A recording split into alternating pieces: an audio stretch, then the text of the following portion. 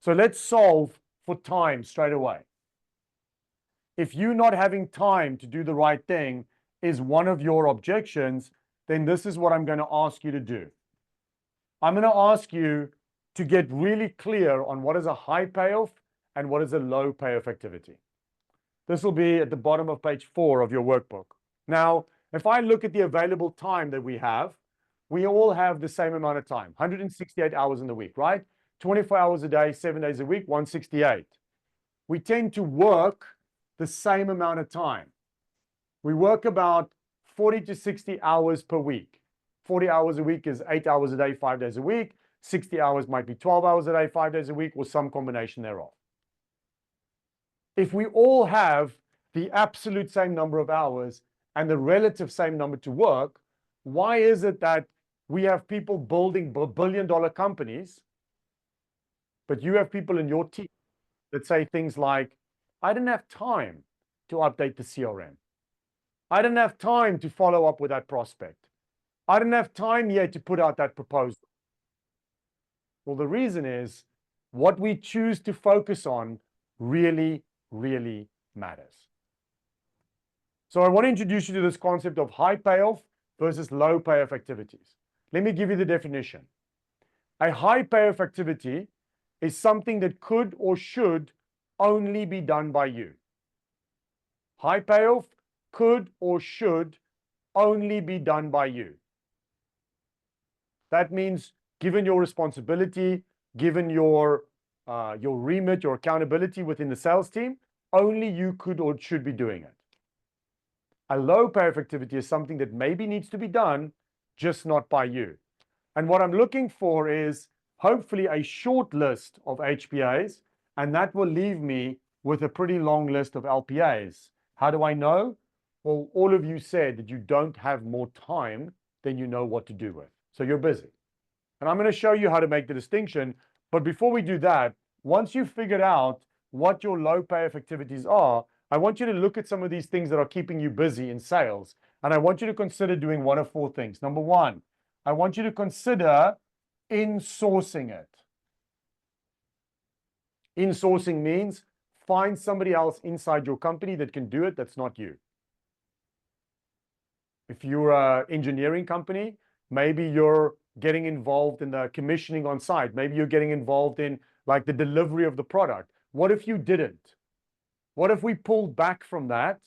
We did a handover to the engineers earlier because they can be trained, they can do it even if they don't want to. But what they can't do is help you on the sales floor.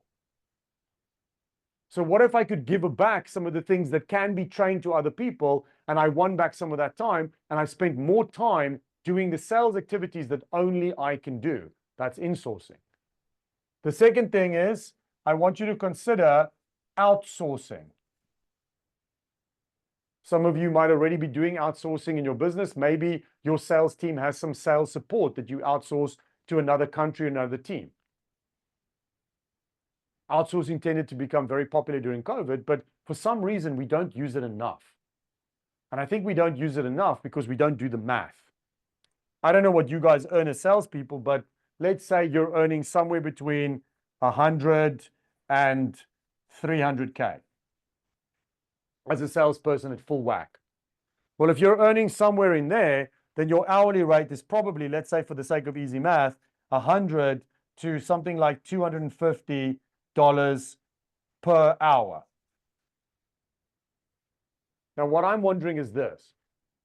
Are there things that you do as a salesperson every week that you could pay somebody less than $200 an hour to do?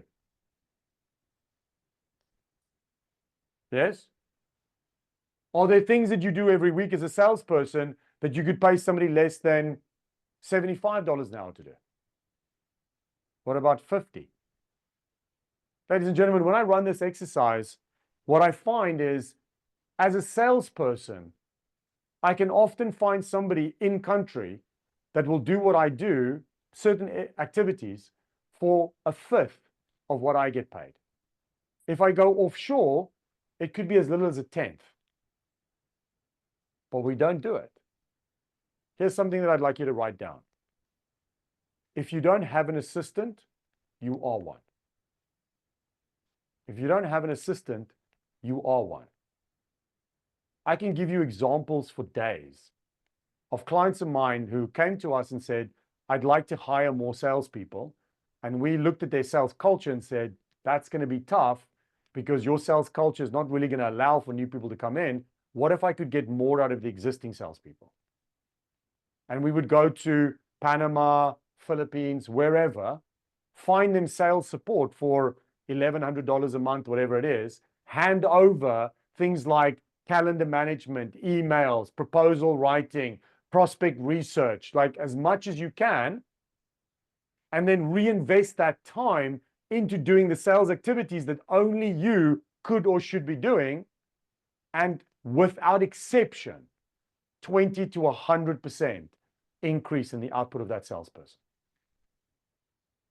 Now, if your story is, yes, Morné, but my company is never going to pay for that. My company is never going to pay $1,000 a month, $500 a month, $1,500 a month for me to have an assistant. I'm just a salesperson. Well, then I say, you do it. How much do you back yourself? How much do you believe in your ability? How much do you value your time?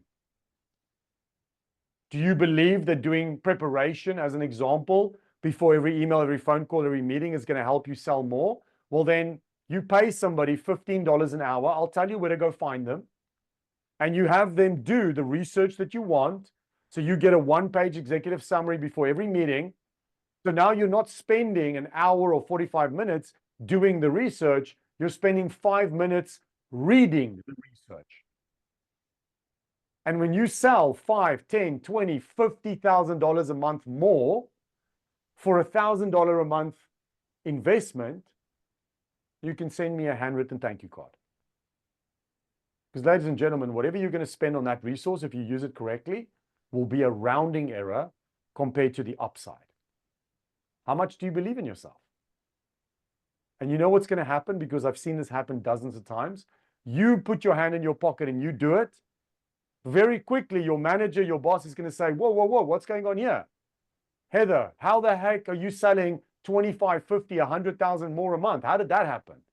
Oh, well, I've been paying for a sales support person out of my own pocket. Oh my goodness, I insist that we reimburse you everything that you've spent. And how can we help you pay more for getting a sales assistant to stay with you for the future? How much do you believe in yourself? The third thing that you can do is you can start automating some of the tasks that you do. There are so many AI tools, machine learning tools, automation tools now. So many tasks that I see salespeople doing manually that you can do in a fraction of the time if you knew how to use these tools correctly.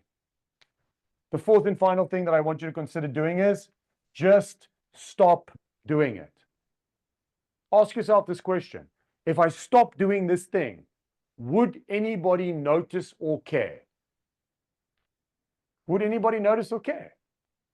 In my business, we stopped writing proposals 4 years ago because when I put it into PandaDoc or DocuSign and I looked at the client engagement, the vast majority of pages in the proposal, 0 seconds on page. 14-page proposal. They would look at page 1, page 11, page 12, and page 13. That's it. Page 2, 3, 4, 5, 6, 7, 8, 9, and 10, and 14, 0 seconds on page. So I just said to my team, that's it. We're not writing proposals anymore. We're only going to give them the pages that they look at, and we're going to cut the time that it takes to write a proposal from 1 hour to 15 minutes. And you know what happened to my conversion rate when I did that? Nothing. It stayed exactly the same. Ladies and gentlemen, if you want to figure out what it is that you do, here's my suggestion of how you do it. You ask your IT company, Aiden, you've got many of them, I'm sure. You ask one of those clever technical people to write a little automation. And if you guys use Microsoft Teams or Slack or anything like that, you have a little message pop up every hour for 1 month. And that message should be in the last 5 minutes of every hour. And it'll pop up into your Slack channel or your Microsoft Teams channel and say, hey, everybody, if you're not in a meeting, take 5 minutes to close this hour and just make a note of 3 things that you've done in the last hour. And if that request pops up every hour for a month, you'll end up with a nice long list of all the things that you do. It's the only way that I found that actually works. Then you take everything and you put it in the right-hand column. You leave this column, the HPA column, leave it blank. And then you buddy up 2 at a time. And the idea is that you have to tell your buddy why something needs to move from here to here, and they've got to fight you on it. When I ran this exercise for the first time in January of 2023, the first thing on my list was my email inbox. And I believed, as the owner of the company, there's no way that anybody can take over my emails because of the sensitivity of what I get sent. And thank God, the guy that I was partnered up with in my company had the spine to say to me, boss, I challenge. Turns out that they had done the research and they found that it took me 3 days to respond to an internal email because I was traveling and prioritizing other things. And by the time I'd hired an assistant and taught her how to do it, it ended up saving me 2 hours per day. I used to work from 7 in the morning until 8 o'clock at night. I used to work at least 1 half day every weekend. My company over the last 2 and a bit years since I did it has doubled in size. I never answer more than 10 emails a day. And I don't even open my email inbox unless Kenisha tells me. Kenisha will send me a message on Microsoft Teams to say, hey, Morné, I've been monitoring your email all day, and I found these emails that you need to answer. They're all flagged. You need to answer them by this date. Never, ever answer more than 10 emails a day because I took the time to train somebody to do it. Ladies and gentlemen, I want you to maybe write this down, but I want you to remember one thing. In all the years that I've been doing this, people will give me reasons why they don't have the resources to be successful. Well, Morné, it's easy for you. You've got an assistant. Morné, it's easy for you. You own the company. You have control of the budget. Morné, it's easy for you. You have the cash. I can't do it because I don't have the resources. I don't have the money. I don't have the time. I don't have. Here's what I have found to be true. We more often than not fail not for a lack of resources. We fail for a lack of resourcefulness. We don't fail for lack of resources.